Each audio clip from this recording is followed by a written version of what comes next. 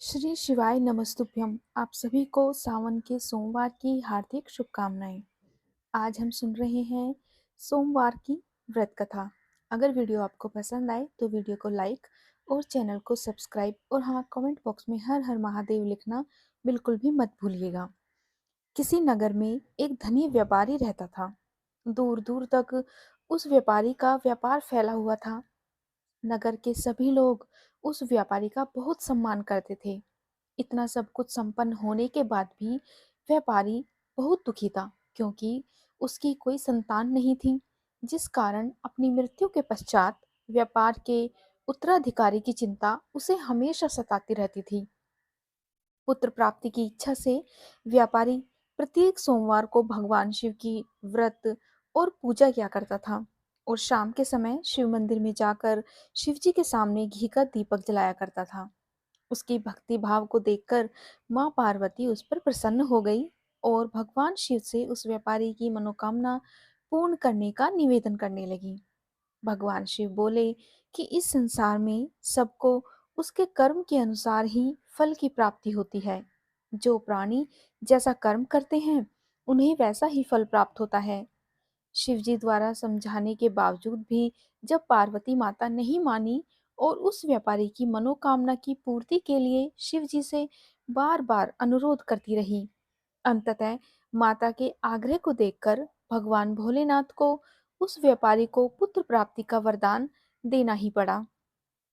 वरदान देने के पश्चात भोलेनाथ माँ पार्वती से बोले कि आपके आग्रह पर मैंने इसको पुत्र प्राप्ति का वरदान तो दे दिया है, परंतु इसका यह पुत्र 16 वर्ष से अधिक समय तक जीवित नहीं रहेगा।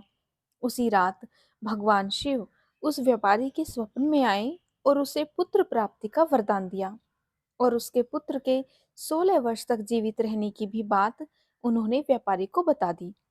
भगवान के वरदान से व्यापारी को खुशी तो हुई, लेकिन पुत्र की अल्पायु की चिंता ने उस खुशी को नष्ट कर दिया। व्यापारी पहले की तरह ही सोमवार के दिन भगवान शिव का विधिवत रूप से व्रत करता रहा, पूजन करता रहा।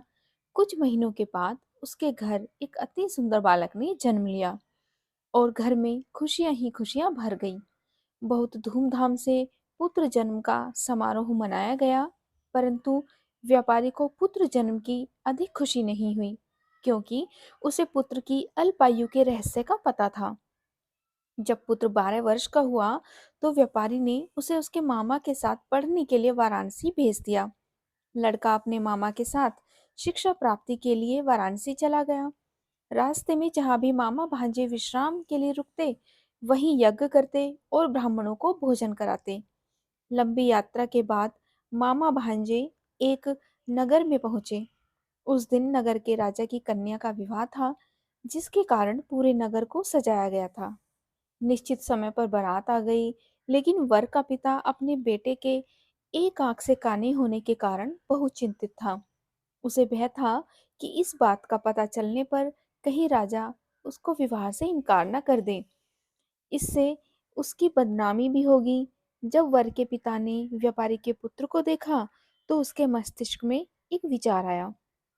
उसने सोचा कि क्यों न इस लड़के को दूल्हा बनाकर राजकुमारी से इसका विवाह कर दूं।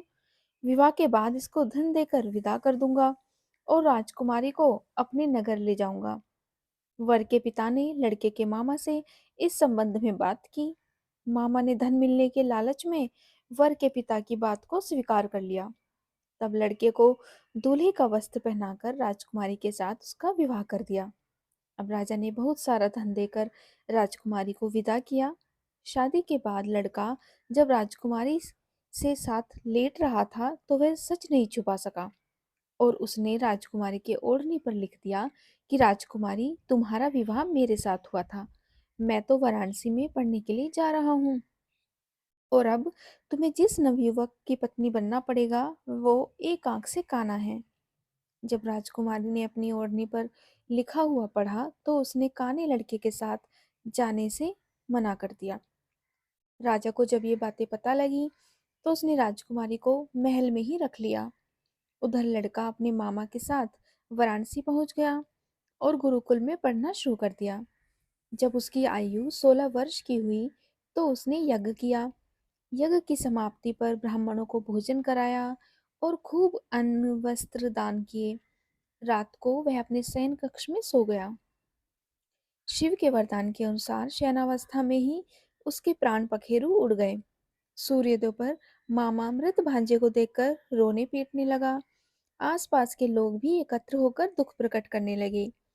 लड़के के मामा के रोने, विलाप करने के स्वर समीप से गुजरते हुए भगवान शिव और माता पार्वती जी ने भी सुने। माता पार्वती ने भगवान से कहा कि प्राणनाथ, मुझे इनके रोने के स्वर सहन नहीं हो रहे। आप इस व्यक्ति के कष्ट को अवश्य दूर करें। भगवान शिव ने माता पार्वती के साथ अदृश्य रूप में समीप जाकर देखा तो भोलेनाथ माता पार्वती से बोले कि यह तो उसी व्यापारी का पुत्र है जिसे मैंने 16 वर्ष की आयु का वरदान दिया था। इसकी आयु पूरी हो गई है। माँ पार्वती ने फिर भगवान शिव से निवेदन कर उस बालक को जीवन देने का आग्रह किया।